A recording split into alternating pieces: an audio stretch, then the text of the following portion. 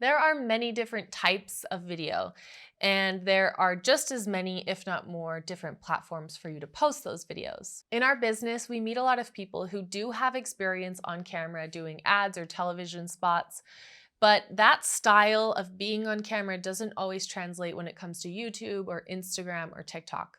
So let's talk about how to be better on camera for social media specifically.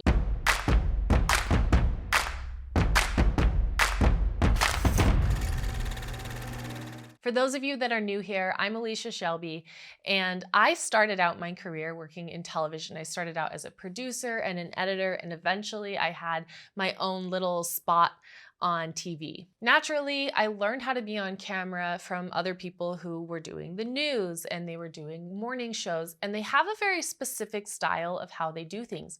So I learned how to change my voice to, be specific to that style. And I learned how to, the cadence of how they speak. And, I remember the first time I went into the voiceover booth and I just spoke normally, and getting that coaching of like, okay, you gotta, get that excitement up and bring your voice up and then you bring it back down. And I got really comfortable speaking like that in that setting. But when I decided to do a YouTube channel, the first couple times I was filming, it just didn't translate. It wasn't the same. I felt fake or unnatural. It didn't feel genuine. And I had to sort of figure out, how do I take that comfortability that I had learned and then translate it into something that's more natural and more me. The first thing I would say is just relax a little. It's so common for people to, that camera turns on, you're like, okay, go. And they're like, okay, I'm ready. Anyway, I am Alicia, and today I'm going to be talking about, or you get people that get like way too animated in a way that's really uncomfortable, and then it starts to feel kind of salesy. Like you're like, that's not how you would talk to somebody. If you were just having a conversation with them, it's like, I'm saying this because I'm charismatic and I am going to convince you to buy my program. And it's just, it's not great. So just relax your shoulders, relax your voice, relax your hands, sort of just relax everything, and then just sort of let it flow. Going back to sort of having that salesy voice, I would say the biggest thing on social media is, even if you're using it for your business, or you're trying to get your product out there, you're using it as a sales tool, don't sell to people. Especially now, I think it's so obvious and people are so turned off by the idea that they're being pitched something all the time. It's kind of interesting because, I really like TikTok, and I'll be scrolling through, and I'm kind of at the point now where if I see something, I'm like, that's amazing, and I see that it's an ad, I'm like, I don't want it.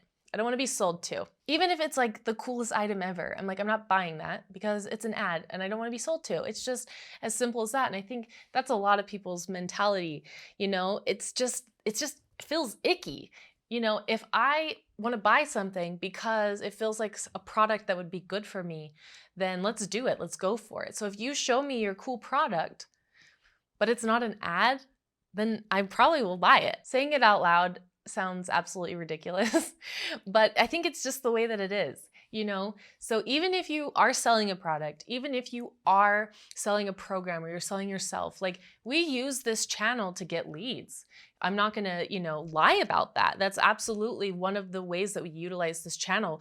As much fun as it is to create a YouTube channel, it's a money generator for us. But as I'm giving you this information and this content, that's not my main goal. My main goal is not like, hey, I have this product, you should buy it.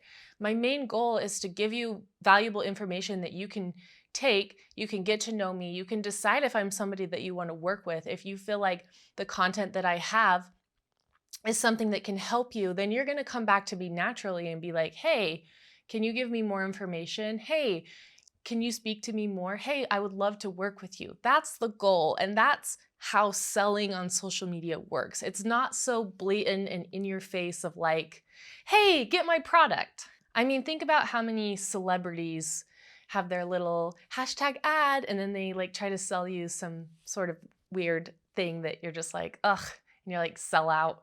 It's ridiculous. I know it's absolutely ridiculous. Like, they got to make money, but it's just the way things are. So don't be super salesy. turn off the sales mode, turn off the, like product placement mode, and just be genuine, be yourself, and give people what they came to, your platform for. Make sure that whatever your channel is about or your page is about is something that you're genuinely passionate about, right? I think when we were first starting to make a YouTube channel, we'd worked with a lot of other entrepreneurs. We'd helped them build their channels. And for a long time, I thought to myself, like, I don't have anything that interesting to say. Nobody really wants to hear what I have to say. Or I don't feel like I could talk about that in an interesting way and make it long enough and, that sort of thing. And sort of once we finally figured out, like, what is this channel going to be about exactly?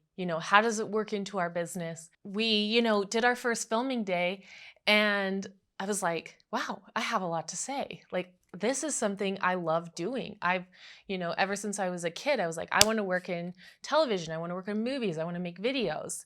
And so then to get to sit here and talk about something that I truly love and am truly passionate about just makes it so much easier to be genuine and to be myself. You might have to get a little bit creative to be able to find that passion, right? So we had a client who he did his channel around his business. And about the third shoot, he was like, I don't want to talk about this anymore. I want to talk about this instead. And it was still related to his business, but it didn't really work on his channel, what he had already built. He was building this idea. People were coming to his channel for this specific reason. And you can't really just like 360 pivot halfway through or you're going to upset your subscribers, right? These people are like, I want to hear this. And then you're like, but I'm going to talk about this, And I think if he had been a little bit more honest with himself at the beginning and said, this is what I want to talk about, this is what I'm passionate about, then I think that would have made it a lot easier. Longevity is hard and it's everything, right? If you just put out a couple of videos and then you stop, like, it's not really going to get you anywhere. You have to be able to sustain this ongoing, we like to call it the algorithm monster. They're like, give me more, give me more, give me more. And if you're talking about something you're just not that excited about, then you're not going to want to give them more. You're going to be like, oh my gosh, if I have to talk about video marketing one more time, if I have to make one more marketing video, you don't want to be in that place. Whereas I'm like, yes, I get to go talk about this today. Like, that's where you want to be. Also, make sure that you pick a nice big umbrella of topics, right?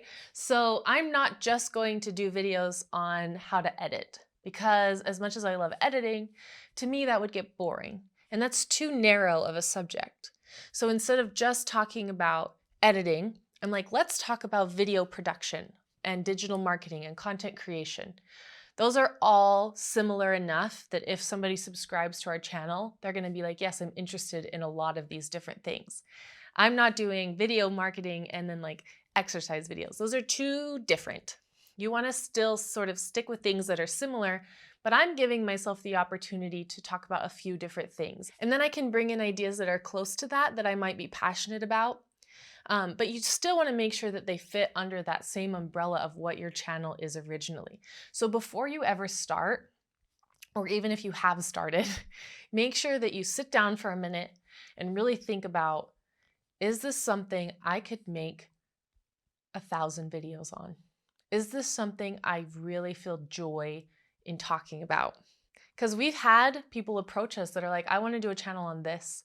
And you just can feel it. You can feel that they're like, they're going to be bored with it after video 25, And so then at that point, we can sit there and rework with them and figure out. And then we can create a channel that they are excited about. And if they're excited about it, then the viewer is going to be excited about it. As my final little bonus tip, I would say keep it conversational. If you're making an ad for television, you might have 30 seconds and you're trying to reach a specific goal and you're trying to give out a specific message. And so you're like, okay, I need to know exactly every single second what's going to be said, what's going to be seen on the screen, and it has to fit within this time frame. I don't get to go to 31 seconds or even 30 seconds in a frame. It has to be exactly 30 seconds. But when you're doing social media videos, even if it's an Instagram video that you're like, I only have 60 seconds for this video, or, I want to keep it to 1.5 minutes or whatever it is, I would say still keep it conversational. You might want to keep it tight. you don't want to be going off in la la land, you could do that a little bit more on YouTube, right? You could put on a 27-minute video and people might not watch it if you get a little too crazy, but you are allowed to do that, right? So what I would suggest, A, so that you don't go off on a tangent in la la land and bore your viewer if you're on YouTube, and B, so that you can keep it tighter if you're doing something for like Instagram or TikTok, that in order to keep it conversational, just sort of bullet out your videos. Have an idea of what you want to say. Okay, these are the 3 things that I want to make sure that I say in the video. But then sort of the path of how I get through those 3 things, it doesn't really matter, as long as I'm giving value and I'm giving great content along the way. I don't think it matters how long you've been doing video or how comfortable you are on camera if it's scripted, or if you have a teleprompter and you're using that. I think it's really obvious. Sometimes I'll script out my intros and it's really, really hard to not sound like, this is what I wanted to say and these are the exact words that I wrote down. So I try really hard to maybe have just an idea and then say, make sure you say these words, but not in this exact order, Make sure you say these ideas. I guess that's a better way of putting it. Make sure you say these ideas, but not in these exact words, because it's difficult. It's difficult to not sound like I'm thinking about what I wrote and it's in my head, right? So don't overscript, don't overthink about it. If this is something that you're passionate about, if this is something that revolves around your business and you've decided I could make 1,000 videos on this, then it's something that you know a lot about. So you don't need a script. You don't need, the exact words. You need to just make it conversational. We have more great content like this coming out every single day on digital marketing, video production, how-to YouTube, and more. So make sure that you subscribe.